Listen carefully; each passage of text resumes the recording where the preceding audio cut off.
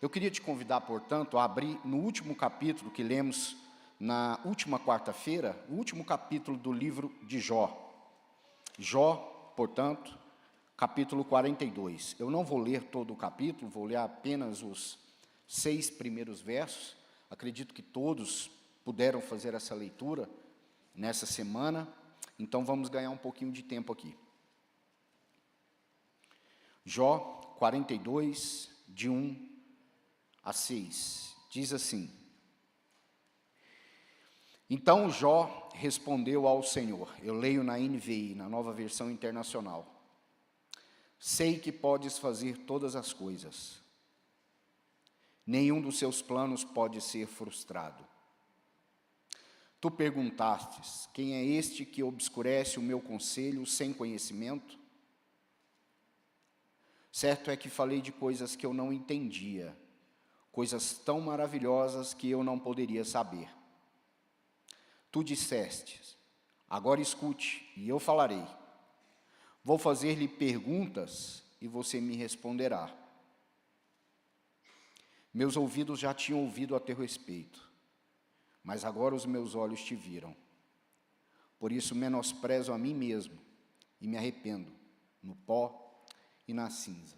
Vamos orar mais uma vez. Pai, nós somos gratos a Ti pela Tua palavra, por essa dádiva que o Senhor nos concedeu. Um livro tão especial, tão antigo, mas que, por Tua providência, foi tão cuidadosamente preservado e está diante de nós. A nossa oração é que o nosso coração seja ensinado, que o nosso coração seja convertido a Ti e que nós, de fato, possamos aprender aquilo que, de maneira tão especial, o Senhor nos ensina nesse livro. Tu és soberano sobre todas as coisas e nós somos apenas criaturas. É isso que aprendemos. E é com essas questões que nós precisamos lidar durante a nossa vida. Por isso, ensina-nos, Espírito Santo. É o que pedimos em nome de Jesus. Amém.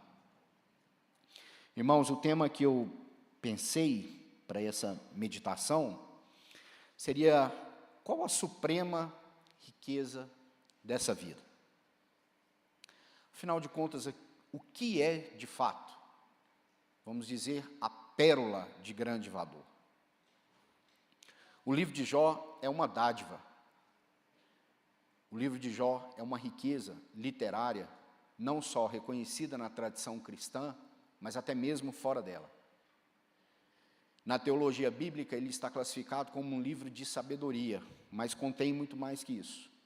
Ele é um livro poético, ele é um livro perscrutador, é um livro que nos encoraja, é um livro que nos humilha, e é um livro que nos mostra o quanto Deus nos ama, apesar de vivermos a vida num mundo afetado pelo pecado, mas ainda assim Ele tem o controle sobre todas as coisas.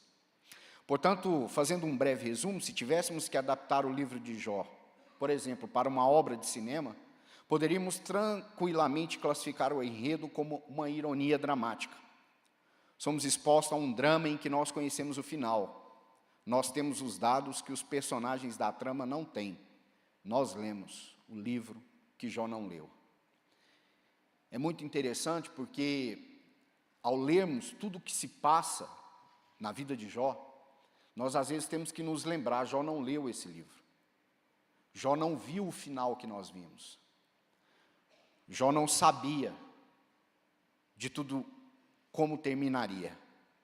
No prólogo, no início, nós somos informados pelo narrador bíblico, nos primeiros 5 versos, de um homem que vivia em Uz, era íntegro e justo, temia a Deus e evitava fazer o mal.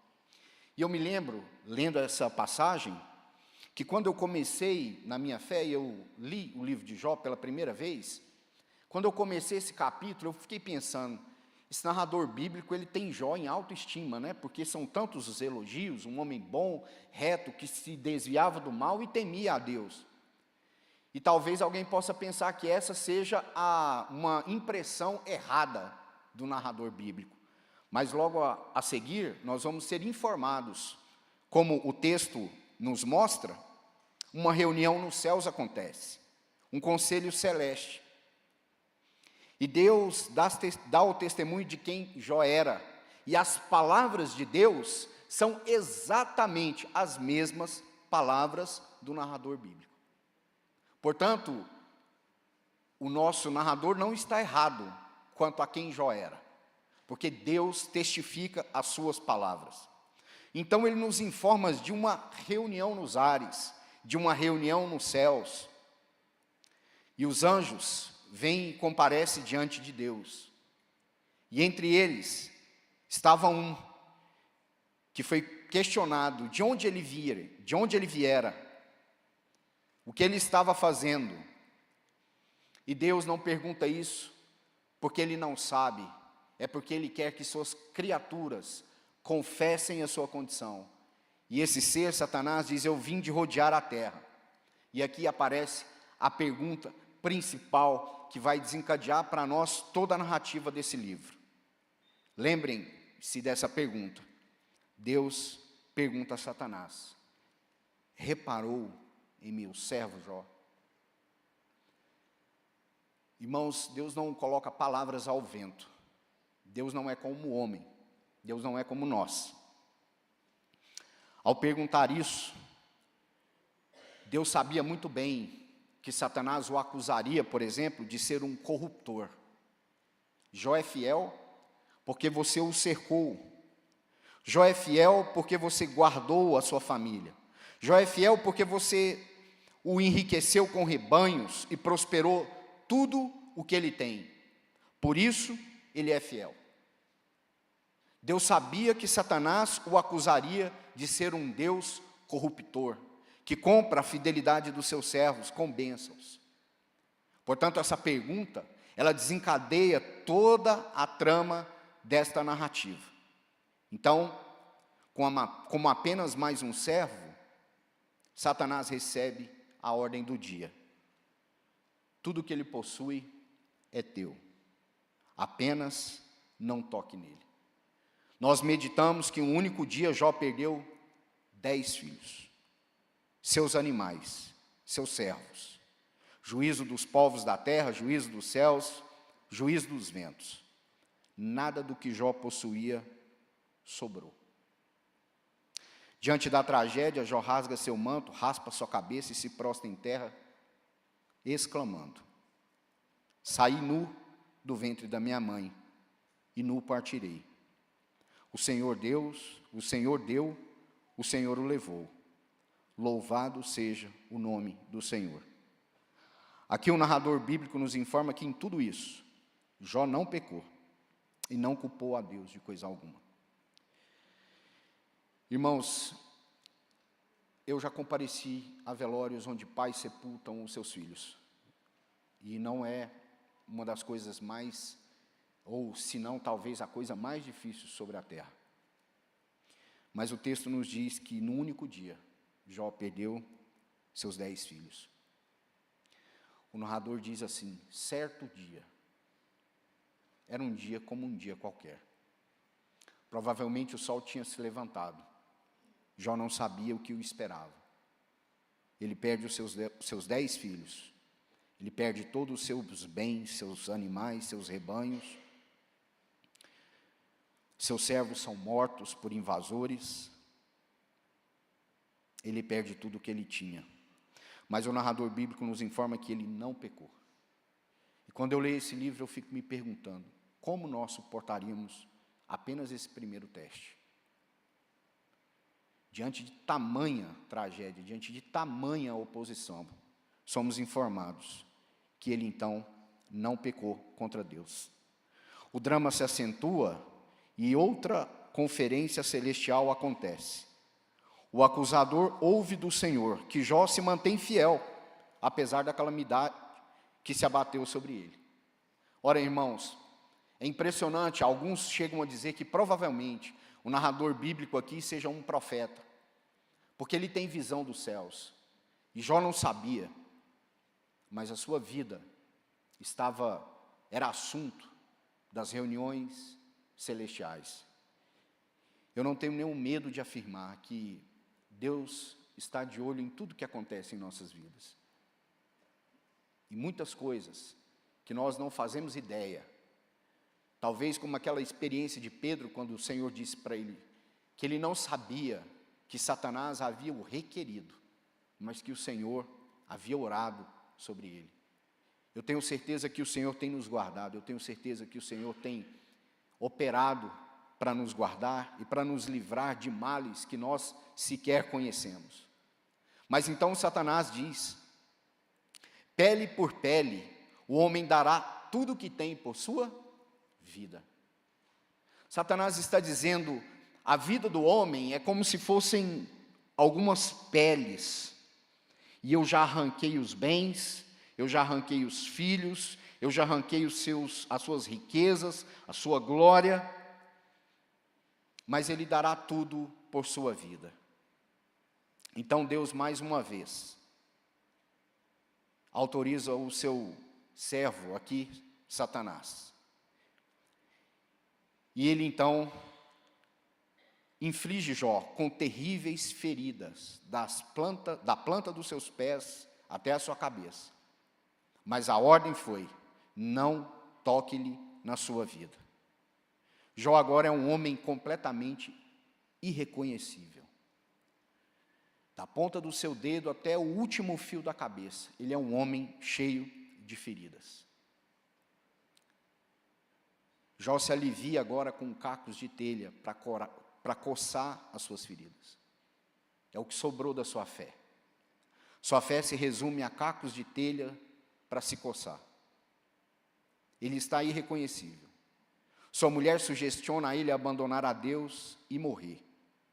Jó declara que, tendo recebido o bem de Deus, porventura não receberia ele o mal? E mais uma vez o narrador bíblico nos diz, em tudo isso, Jó não pecou com os seus lábios. E eu não sei como isso é possível, é um mistério. Mas esse homem está ferido, esse homem está desencorajado, esse homem está arruinado, esse homem está completamente destruído, sem bens, sem seus filhos, abandonado, até mesmo pelo carinho afetivo e o consolo da sua esposa. E a partir daqui nós acompanhamos a história que se passa sobre cada camada da pele de Jó. Ele receberá o conselho dos seus amigos, nós refletimos isso aqui na quarta-feira, e a partir daqui serão longos diálogos, onde ele rebaterá as acusações, e principalmente da teologia fraca dos seus amigos, uma teologia baseada em causa e efeito. Ora, irmãos, aqui talvez nós precisamos já de cara aprender uma lição. Nós sempre queremos uma explicação racional para as coisas. Achamos que tudo tem que ter uma explicação lógica, e há coisas que não se pode explicar logicamente. Então nós temos aí o desenvolvimento desses discursos, eles iniciam no capítulo 3 e vão até o capítulo 31, verso 40. Ele recebe a visita desses amigos, esses amigos passam 7 dias chorando e pranteando, e parece que talvez essa tenha sido a melhor coisa que eles fizeram, porque quando eles começaram a falar, eles falaram coisas que não conheciam. Então esses discursos de acusação e réplica de Jó vão do capítulo 3 até o capítulo 31 e o verso 40. Depois aparece um outro personagem na narrativa, Eliú, que vai aí apresentar 4 discursos, do capítulo 32 até o capítulo 37. E o Eliú é um jovem, ele representa uma nova geração de sábios. Se você ler lá o discurso dele, ele vai dizer assim: eu fiquei quieto esperando que os mais velhos falassem. Mas ele julgou também que eles não falaram adequadamente. E ele então se propõe a falar. E mais uma vez, nós vamos ver que Eliú estava certo em algumas coisas em relação a Deus, mas com relação a Jó, ele também errou gravemente. E aí, por último, nós temos os discursos do Senhor, quando ele entra então na trama. E por fim, ele fala do capítulo 38 até o capítulo 42. Se você quiser voltar comigo, capítulo 38, só para lermos a primeira menção, então, de quando o nosso Senhor, ou quando Deus aparece aí na narrativa, fazendo uma pergunta. Verso 1 e 2 diz assim: então o Senhor respondeu a Jó do meio da tempestade. É engraçado porque às vezes a gente quer sair da tempestade para ouvir, né? Mas Deus fala no meio da tempestade. E a pergunta que Deus faz é uma segunda pergunta. Ele diz: quem é esse que obscurece o meu conselho com palavras sem conhecimento? Essa expressão é uma expressão muito importante na literatura hebraica de sabedoria, o conhecimento. Irmãos, nós temos muitos livros que tratam deste tema, não só o livro de Jó, mas o livro de Salmos, o livro de Provérbios, o livro de Eclesiastes, que nós entramos nele agora. A pergunta é: quem é esse que obscurece o meu conselho com palavras sem conhecimento? Aqui vemos a primeira nota negativa do Senhor acerca de Jó, a saber, um homem que fala sem conhecimento e colocava em xeque a soberania de Deus. Falar sem conhecimento. Irmãos, como nós precisamos cuidar das nossas palavras, ou da forma como falamos, ou até mesmo o conteúdo daquilo que falamos. Nossa resposta ao sofrimento comunica algo ao mundo espiritual. Bruce Waltke, comentando sobre isso, ele diz: o sofrimento é o fardo comum de toda a humanidade e o fardo solitário de cada pessoa. O que é comum a todos os homens, independentemente se eles são crentes ou não, o que nós vamos aprender no livro de Jó é que uma condição de um mundo que vive pós a queda, do homem que vive pós a queda, é sofrimento. Todos sofrem. E não é só uma detecção geral, mas é também uma detecção solitária de cada um de nós. Todos nós carregamos um fardo de sofrimento. Isso é inerente a cada homem, isso é inerente a cada mulher. Jó, ao ouvir seus amigos, foi tentado a questionar a Deus e seus métodos. Um parênteses. Toda aquela tragédia não foi capaz de fazer Jó pecar. A morte dos seus filhos, a perda dos seus bens, a perda da sua saúde, o abandono emocional da sua esposa, nada disso o levou a pecar, mas infelizmente, os conselhos, entre aspas, dos seus amigos, o fizeram questionar a Deus. Irmãos, quantas pessoas talvez nós possamos estar fomentando questionamentos acerca de Deus com aquilo que nós falamos sobre Deus, especialmente em momentos de dor e de sofrimento. Por causa do meu ofício de trabalho, o pastor Marquinhos estava compartilhando há poucos dias sobre comparecimento em velório. E em velório você ouve as coisas mais absurdas, do tipo: o último que eu estive quando uma mãe sepultava ou velava sua filha. O pastor vai trazer a palavra e ele inicia com um bom dia. Ou então, quando uma pessoa está passando por uma prova intensa na sua vida, e você diz para ela assim: eu sei bem o que é isso, eu também já passei por aí.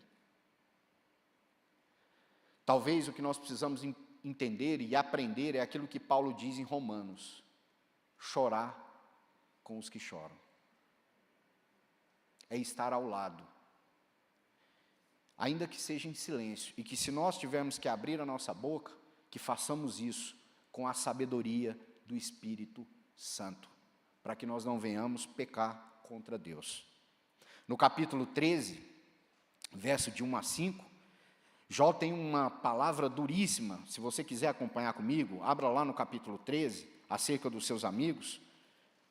Veja como era aguda a dor e o sofrimento de Jó. Nós vamos ler do 1 ao 5. Jó 13. Meus olhos viram tudo isso. Meus ouvidos o ouviram e entenderam. O que vocês sabem, eu também sei. O que eles falavam? que se alguém está sofrendo, se alguém está passando por aquilo que ele estava passando, era certo como 2 e 2 são 4. Jó havia pecado contra Deus, mas as evidências não apontavam para isso. E ele diz: o que vocês sabem, eu também sei. Não sou inferior a vocês, mas desejo falar ao Todo-Poderoso e defender a minha causa diante de Deus. Jó olha para si e se vê como um acusado injustamente. Portanto, ele conclama a comparecer na presença do Todo-Poderoso. Vocês, porém, me difamam com mentiras. Todos vocês são médicos de que nada valem. Se tão somente ficassem calados, mostrariam sabedoria. Quem eram os amigos de Jó? Médicos que não se aproveitavam para nada. Irmãos, que o Espírito Santo possa trabalhar em nossas vidas, para que nós sejamos esses portadores de boas novas, não médicos de que nada servem, mas aqueles que proclamam a palavra de Deus, o conselho de Deus. No capítulo 12, verso 5, ele chega a acusar os seus amigos. Quem está bem despreza a desgraça e o destino daqueles cujos pés escorregam. Jó estava conclamando aqueles seus amigos, dizendo: vocês estão desprezando a mim, os meus pés estão escorregando, vocês menosprezam quem está debaixo de juízo. E isso fez com que Jó também se lançasse a falar de qualquer maneira. No capítulo 7, eu gostaria que você abrisse, do verso 11 a seguir, Jó 7, 11, diz assim: por isso não me calo, na aflição do meu espírito desabafarei, na amargura da minha alma farei as minhas queixas. Veja como essas acusações fazem com que Jó fale precipitadamente. Jó está falando na angústia da sua alma, Jó está falando na aflição do seu espírito. Sou eu, verso 12, o mar ou o monstro das profundezas para que me ponha sob guarda? Quando penso que a minha cama me consolará e que o meu leito aliviará a minha queixa, mesmo aí me assusta com sonhos e me aterroriza com visões. E eu queria chamar a atenção aqui para o verso 15, quando ele diz: é melhor ser estrangulado e morrer do que sofrer assim. Jó estava cercado por pessoas, por amigos, e ele disse que aquela sensação era a sensação de alguém que estava sendo estrangulado. O estrangulamento é um tipo de morte onde a pessoa vem a óbito com a falta de ar. Já está sentindo que os seus pulmões estão dilatando à procura de ar, mas não vem o descanso, não vem o sossego. E ele diz: então eu prefiro o estrangulamento do que morrer assim. C.S. Lewis, falando sobre isso, ele diz assim: o sofrimento, eu acho que todos nós conhecemos essa frase, está no seu livro O Problema do Sofrimento. O sofrimento é um megafone de Deus para um mundo ensurdecido. Irmãos, quanto de nós ouvimos coisas aterrorizantes quando passamos por questões de sofrimento e de lutas. Há pouco tempo, nós estávamos vivendo um tempo de pandemia. Quantos absurdos foram falados em nome de Deus? Quantas pessoas acusaram a Deus de não estar olhando a sua condição? E diante desse sofrimento, então, por fim, Jó ouve a Deus. E aqui eu queria me concentrar para caminharmos para o final. Lá no capítulo 42, onde iniciamos. Sei, no verso 2 do capítulo 42, sei que podes fazer todas as coisas, nenhum dos seus planos podem ser frustrados. Aqui Jó confessa que Deus pode tudo, inclusive escolher ser glorificado por meio do sofrimento do justo. Irmãos, Deus pode tudo. E tudo que Deus pode está baseado na sua vontade, que é boa, perfeita e agradável. Deus é o único ser em todo o universo que pode todas as coisas. E ainda que eu e você não entenda, saiba disso. O que Deus decide fazer será sempre o melhor, porque Ele conhece o final e não nós. Se ele assim decidir, quem o impedirá? Como pode o justo sofrer? Talvez nós indagaríamos. Isso é, do ponto de vista lógico e racional. Mas e se assim Deus decidir, quem o impedirá? Se assim for sua decisão, será ele sábio? Ou será que Deus apenas está com uma brincadeira de mau gosto com as nossas vidas? Não, irmãos. Deus pode tudo e Deus é sábio. E tudo que Ele faz é para glorificar o Seu nome na vida dos Seus filhos, na vida dos Seus servos. Portanto, no verso de número 5, aí se você for acompanhando, há uma outra declaração. Jó diz: meus ouvidos já tinham ouvido a teu respeito, mas agora os meus olhos te viram. Por isso, menosprezo a mim mesmo e me arrependo no pó e na cinza. Jó reconhece: falei de coisas que eu não entendia, de coisas que eu não sabia. Tiago, o nosso itinerário neotestamentário para a sabedoria hebraica, diz e nos ensina que nós devemos estar prontos para ouvir e sermos tardios para falar. Meus ouvidos já tinham ouvido a teu respeito.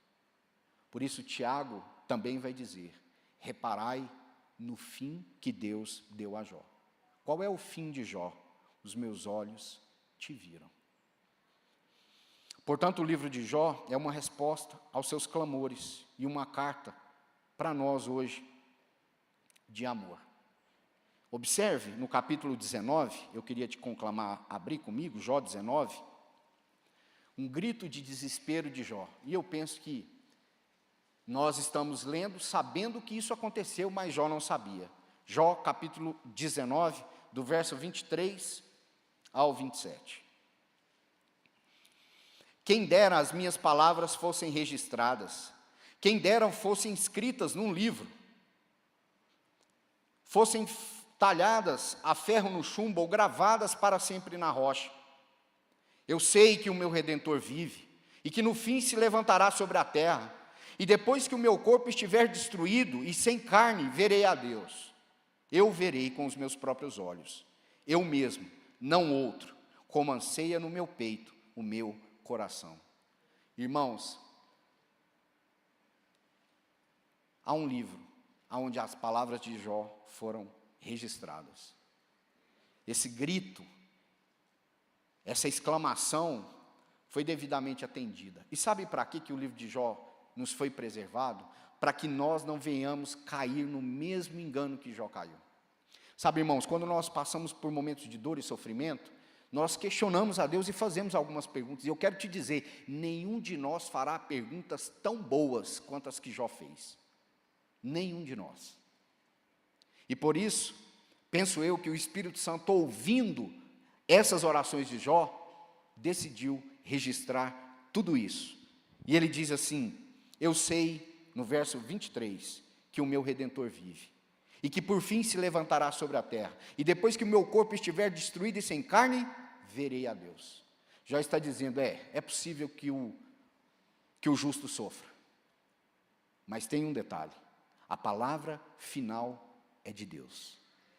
Ele diz assim: o meu Redentor vive, e ainda que meu corpo caia na morte, por fim, ele se levantará. Jó está certo de que ainda que o justo sofra e possa perecer na morte, a palavra final é do Senhor. E nós conhecemos o final. Portanto, a pergunta que ele faz lá no capítulo 4, verso 7, não precisa abrir, é finalmente respondida. Pode o inocente vir a padecer? O que nós respondemos? Sim. Sob a mão de Deus, sim. Porque Deus pode tudo e Deus é sábio. Jó, Abel. E como não nos lembrarmos do nosso Senhor Jesus? Aquele que no momento de maior angústia também convocou 3 amigos para vigiarem com ele, mas eles dormiram. Mas diferente de Jó, Jesus não tinha bens nessa terra, nenhum. E a sua aflição foi até o final, até a morte, e morte de cruz. O justo pelos injustos. Jó não sabia. mas seu sofrimento nas mãos do Todo-Poderoso era uma personificação na terra dos sofrimentos do servo sofredor que viria. Na linguagem de Paulo, quando estou fraco, aí é que estou forte. Quando nós olhamos para Cristo pendurado no madeiro, como disse um puritano do passado, quando ele ia morrendo, na verdade, ele ia vencendo.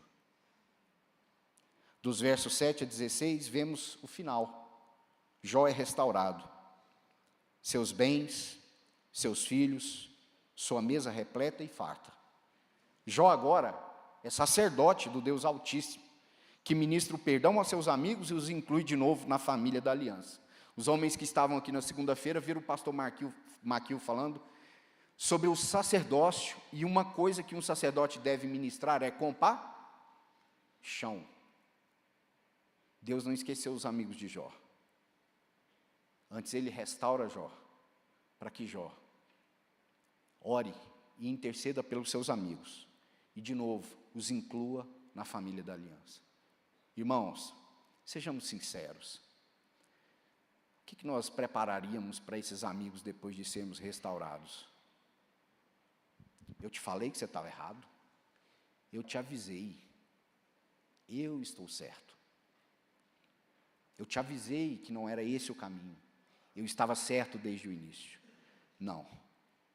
Deus conclama para que Jó possa mais uma vez ir aos seus e restaurá-los. O livro de Jó termina com um grande protótipo do capítulo final da história, onde o justo que sofreu está sentado no trono, cercado de gente de toda tribo, língua e nação, novos céus e nova terra, e Ele mesmo limpará dos nossos olhos cada lágrima.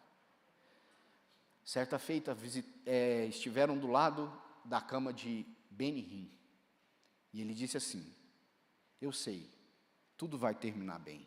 Eu já li Apocalipse 21 e 22. Irmãos, nós sabemos o final da história. Jó não sabia. Nós temos uma promessa de que toda lágrima, não diz uma, diz toda, porque Ele sabe o número delas e as razões de cada uma delas. Toda lágrima será limpada dos nossos olhos. Este final não está garantido pelo que nós fazemos, mas está garantido porque Cristo Jesus ressuscitou dentre os mortos. E por isso, novos céus e nova terra não estão apenas confirmados na palavra, mas já estão garantidos pela obra redentora do nosso Senhor Jesus Cristo. Qual a suprema riqueza dessa vida? No capítulo 28, nos diz que o temor do Senhor está, ou no temor do Senhor, está a sabedoria. Esse capítulo, depois, se você quiser voltar e lê-lo de novo, é impressionante. Porque o narrador bíblico vai nos dizer que o homem, ele fere montanhas atrás de tesouro, percorre caminhos inimagináveis para que pérolas sejam alcançadas. Quando eu era criança, eu via aqueles filmes de Serra Pelada, e eu ficava, meu Deus, como é que essas pessoas conseguem essas escadas enormes, esses buracos enormes, esses labirintos enormes, para adquirirem um bem? Nós somos desafiados pelo Espírito Santo nessa manhã a batalharmos para adquirirmos a riqueza principal, a sabedoria que vem do alto, como diz Tiago. Não a deste mundo, que é animal, terrena e diabólica, mas aquela que vem de Deus. Porque é certo, irmãos, todos nós, o dia mau chegará. As lutas virão. As crises se abaterão sobre nós. O luto pode bater a nossa porta. A enfermidade pode bater a nossa porta. E naquele dia, como estará o nosso coração e como estará os nossos lábios? Portanto, use tudo que tiver, tudo que puder, para adquirir a sabedoria. Então, o nosso narrador diz que no temor do Senhor está a sabedoria. Então, eu queria fazer 3 aplicações para nós. Quais têm sido nossas palavras acerca de Deus diante do sofrimento humano? Quando alguém à nossa volta sofre, quando alguém à nossa volta está padecendo, quando algum amigo, quando algum irmão, quando alguém no trabalho, quando alguém na faculdade, quando alguém em nosso bairro, quando alguém em nosso condomínio, em nossa vizinhança sofre, quais são as nossas palavras? Ou quais são as palavras que nós emitimos quando nós estamos debaixo de sofrimento? Porque quando Deus resolveu punir a Cristo na cruz pelos nossos pecados, o que dele se ouviu foi um pagão confessando: verdadeiramente este é o Filho de Deus. Irmãos, que quando nós estivermos debaixo de sofrimento, as pessoas possam declarar: este é um Filho de Deus. Quais têm sido as nossas palavras acerca de Deus diante do sofrimento humano? Será que nós estamos acusando a Deus de nos abandonar? Será que nós estamos acusando a Deus de ser injusto? Será que nós estamos acusando a Deus de não ser solidário à causa humana? Irmãos, não há Deus que se compare ao nosso Deus. Porque se nós dissemos no início que o sofrimento é inerente a todo ser humano, também é verdade. Deus não está num panteão, olhando a miséria e a corrupção humana. Deus interveio na história. E quando Jesus veio aqui, meus irmãos, Ele não veio passear. Jesus não veio receber honrarias dos poderes dessa terra. Jesus veio para morrer no nosso lugar. Ele sofreu. E Ele morreu. Para que nós tivéssemos um Deus ao nosso lado, como diz o escritor aos Hebreus, que sabe o que é padecer. Segundo, que tipo de pessoas somos com aqueles que sofrem? Os amigos de Jó são um belo exemplo de tudo que nós não devemos ser. E às vezes nós queremos ter a teologia certa, mas o coração errado. Irmãos, que nós sejamos um povo da sabedoria, um povo do entendimento, um povo que mostra compaixão, um povo que sabe que Deus não está inerte ou inoperante ao sofrimento humano, mas que de fato Ele vem e intervém na nossa causa. E ao sofrermos, Deus deseja ser glorificado. Ao sofrermos, Deus deseja ser glorificado. Parece irônico, mas como eu disse, Deus pode tudo e Deus é sábio. Por isso, meu irmão, se você nessa manhã tem passado por lutas e provas, se você nessa manhã tem refletido sobre tantas coisas que você tem passado, eu quero te dizer, Deus deseja ser glorificado na sua vida, hoje, agora. Deus deseja receber o louvor dos seus lábios, agora. Deus deseja ser exaltado por cada um de nós, porque a sua vontade é boa, perfeita e agradável, e que ainda nós não entendamos aqui, e que ainda nós não compreendamos aqui, e que sim, ainda nós não tenhamos todas as respostas aqui. Um dia, como diz Jó, o nosso Redentor se levantará, e por fim, saberemos o motivo e o porquê de cada situação. Que Deus em Cristo nos abençoe. Que Deus em Cristo possa encher o nosso coração de esperança. E que, lendo esse maravilhoso livro, nós sejamos encorajados a conhecer mais do nosso Deus e adquirir essa sabedoria tão maravilhosa para esse tempo tão difícil no qual nós estamos vivendo. Vamos nos colocar de pé e vamos orar nessa manhã? Coloque aí a sua vida diante de Deus, a sua causa diante dEle. É certo que Deus sabe todas as coisas, mas também é certo que Ele quer ouvir o nosso coração, Ele quer ouvir a nossa voz, Ele quer ouvir a nossa dúvida, Ele quer ouvir a nossa desesperança talvez, mas que nessa manhã nós possamos confessar: eu sei que o meu Redentor vive. Que nós possamos confessar que ainda que nesse vale no qual nós estamos passando, nós esperamos socorro do alto. Nós esperamos a boa mão de Deus intervindo na nossa história e nas nossas vidas. Pai, nessa manhã nós estamos diante do Senhor. O Senhor nos conhece por dentro e por fora. E o Senhor ordenou cada um dos nossos caminhos. Senhor, nós como Jó queremos nessa manhã confessar, abra os nossos olhos, queremos te ver. Senhor, ainda que seja na tempestade, ainda que seja no sofrimento, ainda que seja na dor e na angústia, queremos te ver, Senhor. Pai, vem com o teu bálsamo sobre o nosso coração, vem com a tua boa mão nos animando, nos fortalecendo, levantando os joelhos que tropegam, as mãos que estão decaídas. Nosso pedido é que o teu Espírito Santo possa nos levantar nesse momento. Senhor, se há irmãos que têm lidado com enfermidade, se há irmãos que têm lidado com depressão, com ansiedade, com transtornos mentais de qualquer natureza, problemas financeiros, problemas no trabalho, problemas de convívio com seus amigos, vizinhos, parentes. Senhor, nessa manhã ouve o nosso clamor. Nessa manhã levanta-te, Senhor, e vem sobre nós. Nessa manhã alcança-nos pela tua graça. Nessa manhã fortalece-nos pelo teu braço forte. É o que nós te pedimos, Pai. Leva-nos para nossas casas, debaixo da tua mão. Guarda-nos no decorrer desse dia, traga-nos aqui à noite ainda, para louvar e celebrar o teu nome. Nós queremos ofertar a ti não só esse dia, mas as nossas vidas. Tudo que somos, tudo que temos, pertence a ti. Oramos agradecidos, no nome de Jesus. Amém.